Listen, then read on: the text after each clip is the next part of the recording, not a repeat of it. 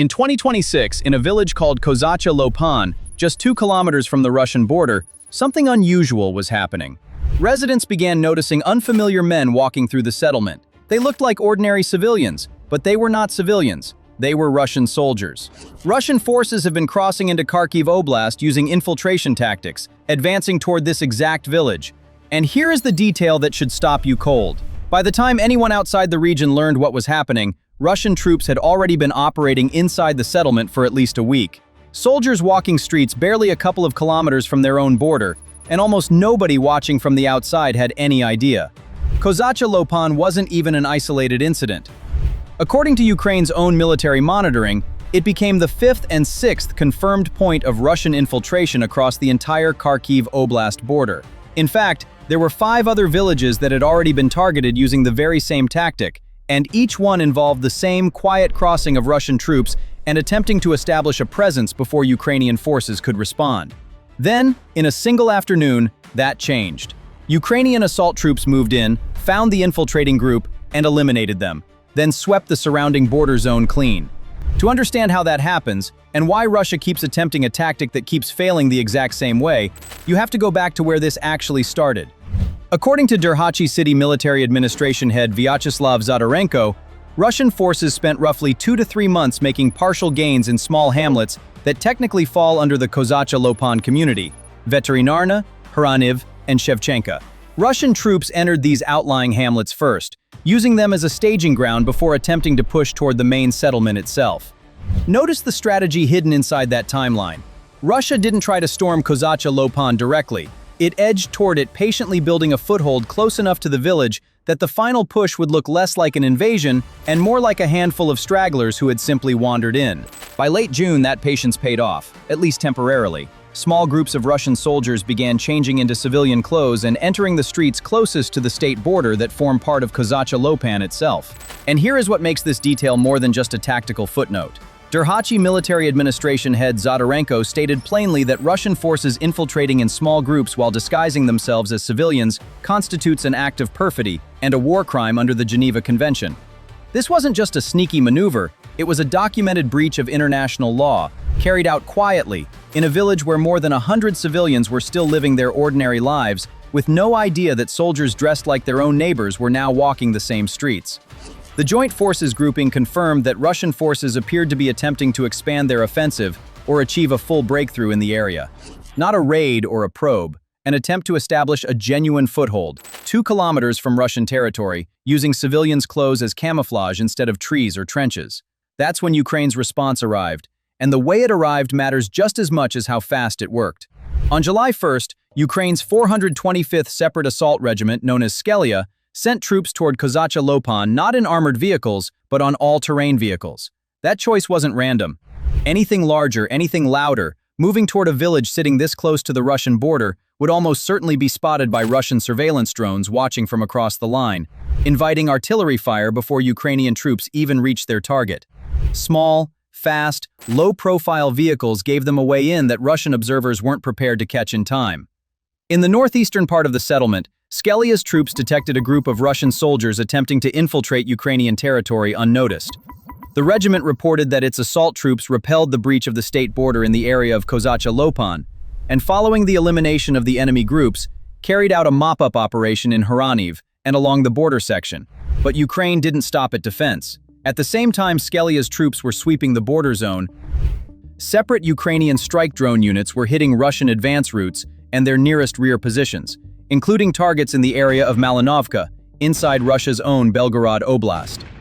As Ukrainian forces removed Russian soldiers from the village, Ukrainian drones were simultaneously striking the routes and staging areas that had been used to support the infiltration.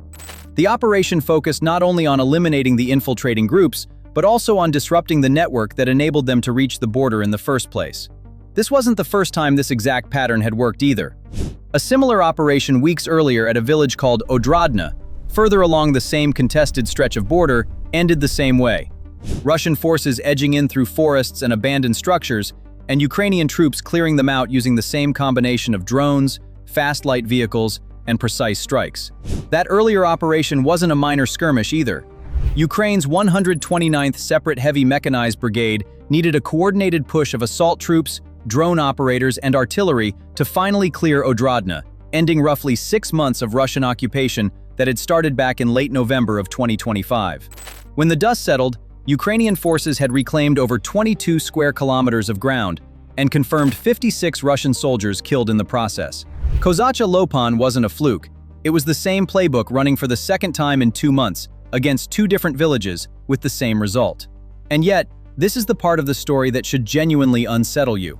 Despite the clearing operation at Kozacha Lopan, Russian forces have continued attempting infiltration using small assault groups, still trying to gain positions near the state border in the same direction, weeks later. Ukraine won this round decisively, and Russia is already trying again. That raises the question worth sitting with as we go further into this story. If this exact tactic has now failed at 6 separate points along the same border, with Russian soldiers detected, cleared, and pushed back every single time, why does Russian command keep sending more soldiers to try it? The answer isn't stubbornness, and it isn't incompetence either. There's a real strategic logic behind this border campaign, one that makes uncomfortable sense once you understand exactly what Russia is actually trying to build here, and why a city of over 1 million people depends on this plan never succeeding. Ukraine's own Joint Forces Task Force spokesperson Viktor Trehubov laid out exactly what Russia is trying to build here. According to Trehubov, Russians want to establish control zones along the entire border, seizing small pieces of land right next to it, using this same tactic everywhere the 2 countries meet. That's not random aggression, that's a plan with a target attached to it. Kharkiv is Ukraine's second largest city and is home to more than 1 million people. The city is only about 30 kilometers from the Russian border. Many artillery systems can strike targets at distances of 20 to 40 kilometers. That means if Russian forces are able to move their positions deeper into Ukrainian territory, they could bring Kharkiv back within range of regular artillery fire. Ukrainska Pravda's own analysis of this campaign put it even more precisely. What Russia calls a buffer zone isn't really a buffer at all. It's more accurately described as a zone of fire influence, a strip of land close enough that Russian guns don't need to capture a city to threaten it. They just need to get within reach of it. That reframes everything we just talked about. Russia wasn't sending soldiers into Kozacha Lopan hoping to hold a farmhouse. It was testing whether quiet infiltration could inch its firing line close enough to put over 1 million civilians within range without ever fighting a battle large enough to make headlines. And that's exactly why every failed infiltration matters so much. Every village Ukraine clears isn't just a tactical win, it's 1 more mile of distance kept between Russian artillery and a major Ukrainian city. So if the plan is genuinely sound, why does it keep collapsing at the finish line? Ukraine's defense minister Mikhailo Fedorov revealed just how deep that crisis runs during a press conference in Kyiv on July 1st. Speaking about the consequences of Ukraine's long-range strikes on Crimea and southern Ukraine, Fedorov said that in some sectors of the southern front, Russian infantry now have to walk 30 kilometers on foot just to reach their own positions, because the logistics that used to move them by vehicle have been destroyed. Picture that. Soldiers walking the distance of a half marathon, in full gear, simply to get to work. That crisis wasn't designed to touch the Kharkiv border at all. It was built to strangle Crimea and the southern front specifically. But fuel shortages don't respect front lines drawn on a map, and Ukrainian military officials have confirmed the same pressure is now bleeding into the north as well. According to Trehubov, Russian forces in the Kharkiv and Sumy border areas are now experiencing acute fuel shortages of their own, rationing what little diesel remains for generators, likely a direct result of Ukraine's long-range strikes on Russian oil refineries hundreds of kilometers away. He confirmed that Russian units are increasingly forced to conduct logistics on foot during assaults, specifically because moving by vehicle now draws Ukrainian drone strikes almost immediately. The tactic built entirely around stealth and speed just lost both of those advantages, in the exact stretch of border where staying quiet and moving fast was the entire point. That's the twist sitting underneath every failed infiltration you're about to hear more about. Russia isn't just facing better Ukrainian defenses, it's fighting an entire border campaign with soldiers who now have to walk toward the fight, arriving slower, more exposed, and far easier to spot than the plan ever accounted for. But slower soldiers still need something else entirely to explain why Ukraine keeps finding them before they ever reach a village. Here's the detail that should genuinely surprise you. There is no continuous line of Ukrainian troops physically guarding this border. Not a fence, not a trench system stretching for 160 kilometers, not soldiers standing shoulder to shoulder watching for movement. Ukraine simply doesn't have the manpower for that, and it never did. What Ukraine built instead wasn't a wall, it was a network. Thermal drones scan the border zone continuously, day and night, watching tree lines, roads, and open fields for the exact kind of small, quiet movement infiltrators depend on. The moment a group of soldiers crosses from Russian territory, that heat signature gets picked up and relayed almost instantly to strike drone operators. In many cases, Ukrainian drones are already engaging infiltrators while they're still moving through the border zone, long before they ever reach a settlement worth defending. That's the missing piece behind everything you saw at Kozacha Lopan. Skelia's troops didn't stumble onto that infiltrating group by luck or by chance patrol. They arrived on ATVs, fast and quiet, because drones had already marked the exact coordinates worth checking. The entire sequence, from first detection to final clearing operation, can happen in a matter of minutes rather than hours. Think about what that actually replaces. A physical defended line needs thousands of soldiers spread across every kilometer, all day, every day, for months on end. A network like this needs a fraction of that, because it doesn't need to watch every meter equally. It just needs to watch continuously and respond the instant something moves. That's precisely why Russia's plan keeps failing in exactly the same way at every single infiltration point along this border. It isn't outmaneuvering better soldiers, it's running directly into a system that was never built to have gaps in the first place. And here's where the story takes one more unexpected turn, because the drones hunting these infiltrators are revealing something Russia almost certainly didn't want anyone to notice. Ukrainian brigades operating in this exact sector report that Russian forces are increasingly using a fixed-wing drone called the Molnia and arming it with something unusual. Instead of standard warheads, some of these drones are being fitted with TM-62 anti-tank mines, cut in half to fit the airframe. Stop and consider what that actually tells you. Anti-tank mines are built to destroy vehicles, not to be sliced apart and bolted onto a drone as an improvised explosive. Russian units resorting to that kind of field modification isn't a sign of clever innovation, it's a sign of scarcity. It means the standard warheads these drones are supposed to carry simply aren't reaching the front in the numbers Russia needs. The same Ukrainian brigade spokesperson noted something else worth catching. Have been switching back and forth between different drone types in this sector throughout the year, moving to newer fiber optic models and then reverting to older, more limited ones. That kind of back and forth usually points to one thing: supply chains under strain,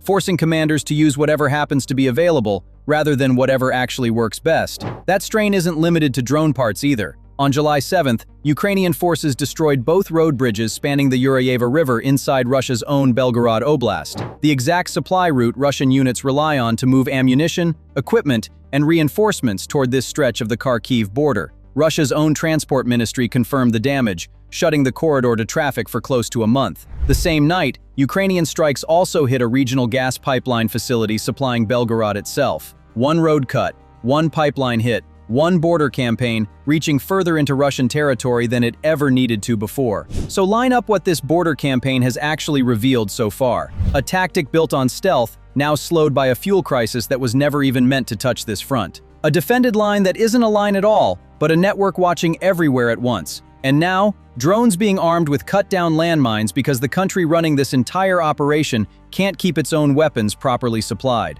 None of that looks like a military machine operating from strength. It looks like an army improvising its way through a plan that keeps meeting the exact same wall, over and over, at 6 separate points along the same stretch of border. But strategy and drone shortages only tell part of this story. Behind every one of these failed crossings are real villages, real families deciding whether to stay or leave, and at least one story that shows exactly what this border campaign costs when it isn't a soldier caught in the open, but a civilian who never should have been a target at all. Every number you've heard so far and every infiltration point, all of it happened in places where people still live, not at abandoned military zones. As of early July, roughly 100 civilians remained inside Kozacha Lopan itself, according to Derhachi City Military Administration head Vyacheslav Zadorenko. 100 people, still living 2 kilometers from an active front line, with no transport out of the village unless the military stepped in to move them.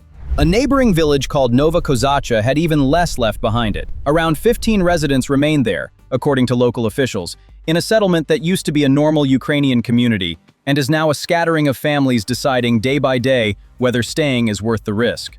Oleksandr Kulik, head of the Derhachi City Council's information department, gave a number that says more than any casualty count could. People were leaving the area at a rate of roughly 2 or 3 per day. Just a slow, steady bleed of families finally deciding they'd had enough. Kulik also admitted something Ukrainian officials rarely say out loud.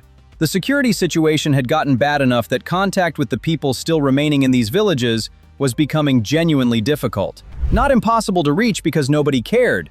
Difficult because reaching them at all had become dangerous. That's the atmosphere hanging over this entire border campaign. Months of soldiers slipping across quietly, months of Ukrainian troops clearing them out just as quietly, while an ordinary population tries to keep living somewhere in between. And then, on the evening of July 8th, that atmosphere produced a single moment that captures exactly what this border has become. A 57-year-old woman was walking along a quiet road between two small villages called Prudyanka and Supivka, well inside Ukraine's own 10-kilometer border zone. She worked at Derhachi Central Hospital. According to Zadarenko, a Russian FPV drone struck her directly while she walked, leaving her with multiple shrapnel wounds. She was rushed to the same hospital where she worked. Doctors, some of them her own colleagues, did everything they could. She died from her injuries. Her name was never made public in the official reports. What officials did confirm was this: she was the last remaining resident of a village called Tokarivka Druha, a small settlement sitting inside that same 10-kilometer border strip. Every other person who once lived there had already left sometime across 4 years of war. She stayed, close to the community she'd spent her career serving. There was no military position on that road, no convoy, no checkpoint, nothing resembling a legitimate target. Just one woman walking home, and a drone that found her anyway. Tokarivka Druha now has 0 residents, not because families were evacuated to safety, because the last person who refused to leave was killed on an empty road doing something as ordinary as walking. This wasn't an isolated tragedy either, and that's the part that turns one death into a pattern worth understanding. Ukraine's own Prosecutor General's office has documented more than 11,000 Russian FPV drone attacks on civilians since 2024, with over 2,000 of those recorded in just the first 4 months of 2026 alone. At that pace, this year is on track to surpass 2025's entire total. The United Nations Independent International Commission of Inquiry didn't stop at documenting these attacks either. It formally ruled that Russia's pattern of hunting Ukrainian civilians with drones constitutes a crime against humanity, a finding it later extended to cover attacks stretching across hundreds of kilometers of Ukrainian territory. So, after everything this border has cost, both sides, what has 7 months of this campaign actually produced? Since the beginning of the year, Ukrainian military monitoring has tracked this exact same pattern across 6 separate confirmed infiltration points along the northern Kharkiv border. According to Deep State's mapping of the front, Kozacha Lopan, Veterinarn, Hraniv, Odradne, village after village, month after month. And every single time, the outcome has landed in the exact same place. Russian forces infiltrate in small groups. Ukrainian forces detect them. Ukrainian forces clear them out. Not once, across all 6 of those points, across 7 full months of fighting, has Russia held onto that ground afterward. But an honest documentary doesn't stop at the number that flatters one side and call it finished. Russia hasn't walked away from this strategy, and it isn't likely to anytime soon. Ukrainian officials themselves have confirmed that Russian forces continue attempting infiltration using small assault groups even after being cleared, still trying to gain ground in the exact same direction, weeks after their last failed attempt. This remains a real, active Russian military objective, not some abandoned experiment. There's a quieter cost buried inside that persistence too. Every failed Russian infiltration still forces Ukraine to keep meaningful numbers of troops, drones, and resources tied down along this stretch of border, resources that could otherwise be used somewhere else on a front line stretching across the entire country. A tactic doesn't have to succeed at capturing territory to still succeed at draining an opponent's attention. Russia may be losing every individual engagement here and still be getting something out of the exchange. So this isn't a clean, finished victory. It's an ongoing standoff, with real costs still accumulating on both sides. But the deeper story, the one worth carrying with you after this ends, isn't really about any single village. It's about what Russia's entire border strategy was built to exploit in the first place. Russia designed this infiltration campaign around one core assumption: that Ukraine simply didn't have enough soldiers to watch 160 kilometers of open, rural border continuously. Send small groups, in civilian clothes if necessary, and somewhere along that enormous stretch of land, a gap would eventually open wide enough to slip through. For most of this war, that assumption might have even been correct. Ukraine's answer wasn't to find more soldiers to plug that gap, it was to make the gap itself irrelevant. By replacing a physical defended line with a constant surveillance and strike network, drones watching day and night, strike teams responding within minutes, fast light vehicles reaching exact coordinates before Russian units even reach a village worth defending, Ukraine built something that doesn't need to be everywhere at once. It just needs to be watching everywhere, all the time. That's the real twist sitting underneath every one of those 6 failed infiltrations. Russia is still fighting a war built around the old assumption That empty countryside means unwatched countryside. Ukraine already moved past that assumption months ago. So here's what we want to know from you. Does Russia keep sending soldiers across this border because the plan will eventually work, or because tying down Ukrainian troops here is worth the losses either way? Drop your answer in the comments. This is the Frontline show. If you want to see how this same pressure is unfolding elsewhere, we've got a video on the night Russian strikes finally blacked out the entire occupied Crimean peninsula. Click it on your screen now.